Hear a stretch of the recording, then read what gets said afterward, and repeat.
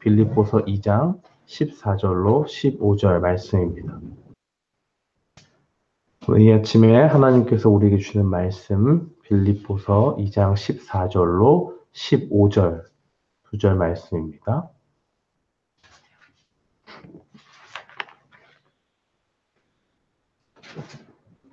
빌립보서 2장 14절로 15절 말씀 우리 다 찾으신 줄 알고 함께 한 목소리로 주 앞에 봉독하겠습니다.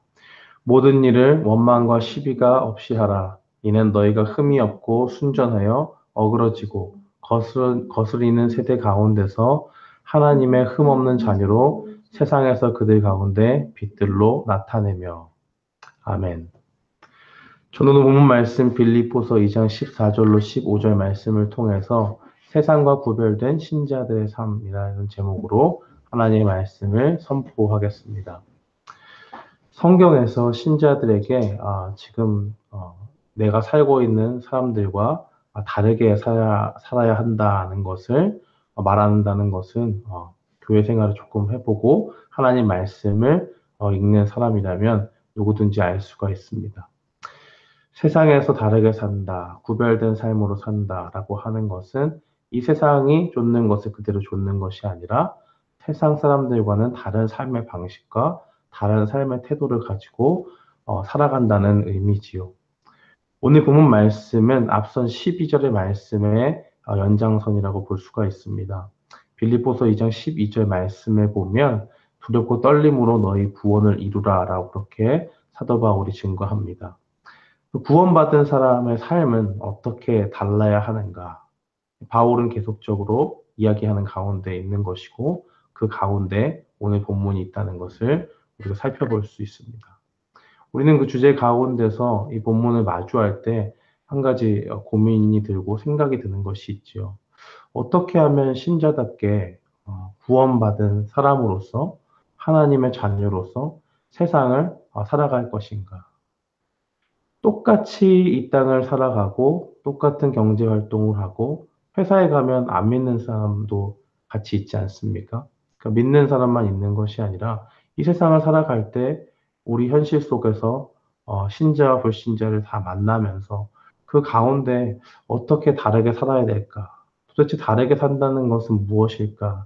라는 그런 고민을 한두 번쯤은 하셨으리라고 봅니다.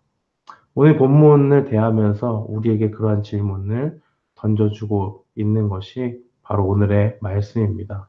우리가 신자들과 살면서도 불신자들과 함께 살면서 이 땅에서 어떻게 하나님의 자녀로 구별되게 삶을 살아갈 수가 있을까요?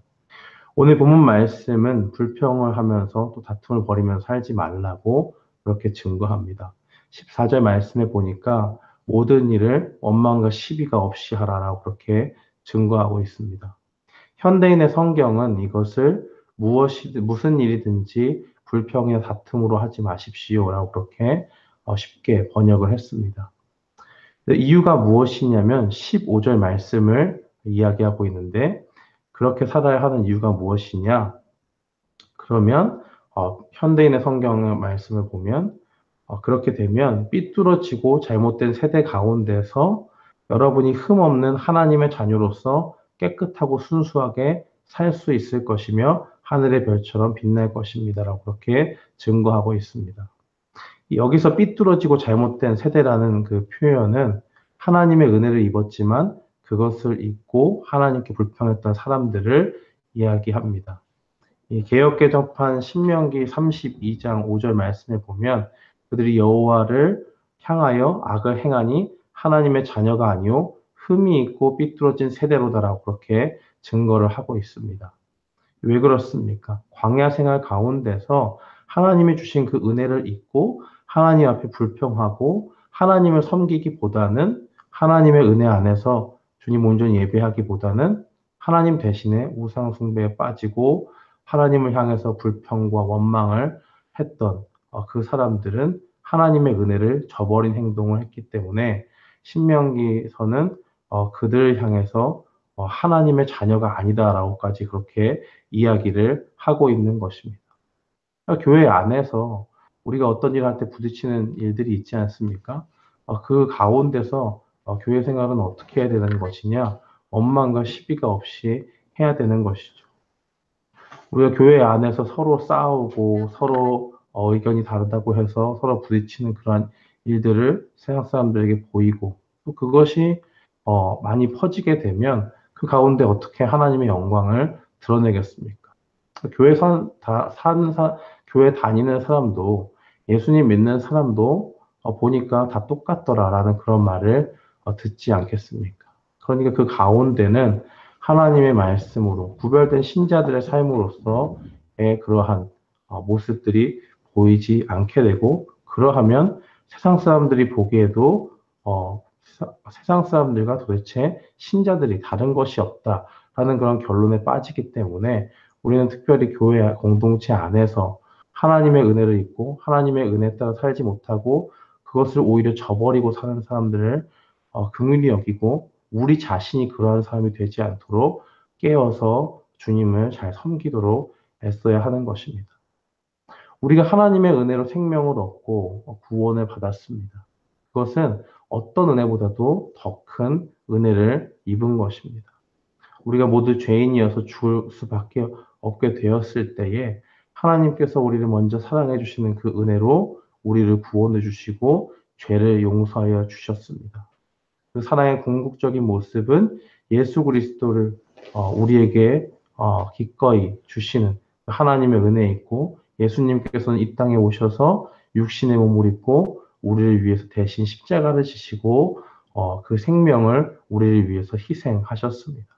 그런데 그 은혜를 받은 우리가 감사의 마음을 가지고 사는 것이 아니라 늘 모든 일에 있어서 그것이 교회이든 교회 밖에이든 어느 때나 가는 곳마다 다툼이 일어나고 어디 곳을 가든지 원망과 불평을 가지고 살아간다면 그것이 어떻게 구원받은 자의 삶이라고 볼 수가 있을까요? 사실은 우리가 원망을 한다는 것은 우리가 주어진 상황 가운데 불평하면서 누군가를 원망하는 것이죠. 그럼 원망하는 것은 무엇이냐? 불평이 있는 것인데 그 원망은 누구에게로 향하느냐? 우리에게 직장 생활 가운데서 어떤 같은 동료를 원망하는 그런 것일 수도 있고 또는 우리가 일하고 있는 직장터의 뭐 오너가 될 수도 있겠지요. 그러나 궁극적으로 그 상황 가운데 모든 것을 섭리하시는 그 하나님을 기억해 볼 때 그 모든 상황을 주신 하나님께 원망하는 것이다라고 그렇게 볼 수가 있습니다. 그러니까 신자의 삶은 무엇이냐? 원망과 불평할 삶이 아니라 하나님 앞에 온전히 감사하며 나아가야 되는 그런 삶으로 나아가야 된다는 것을 우리가 기억하며 살아야 한다는 것입니다. 또한 이 세상 가운데서는 하나님의 은혜를 입었지만 그것을 저버리면서 사는 그러한 신자들도 있지만 하나님을 모르고 사는 사람들이 많습니다. 그들은 하나님이 누구인지도 모르고 관심도 없을 뿐더러 하나님이 이 세상 가운데 존재한다는 것을 때로는 부정하는 사람도 있지요. 그러면 그 사람들과 이 세상을 살면서 살아갈 때에 늘 다툼을 일으키고 산다면 우리의 모습은 어떻겠습니까?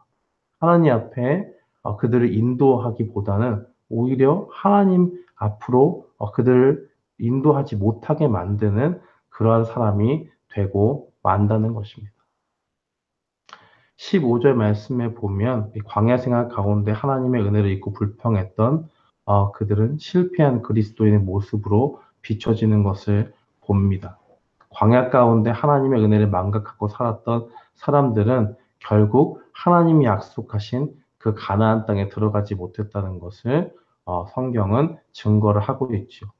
바울은 이 말씀을 기억하고 우리가 신자답게 사는 것, 세상과 구별되게 사는 것은 원망과 시비가 있는 상황이 생기더라도 주님이 주신 그 은혜, 하나님께서 나를 이끌어 주시고 나를 어떤 상황 가운데서 몰면서 그 가운데서 하나님의 은혜를 기억하며 살라고 하는 것이구나 하는 그런 감사한 마음을 가지고 살아야 한다는 것을 증거하는 것입니다. 신자의 삶이라고 해서 원망이 없는 삶이 그런 상황이 놓여질까요?